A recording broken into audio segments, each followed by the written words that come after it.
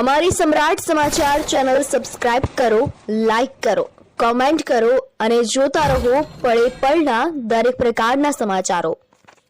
તળાજા તાલુકાના સથરા ગામે આર્મીની ટ્રેનિંગ પૂરી કરીને પરત આવેલ જવાનનું ભવ્ય સ્વાગત કરવામાં આવ્યું।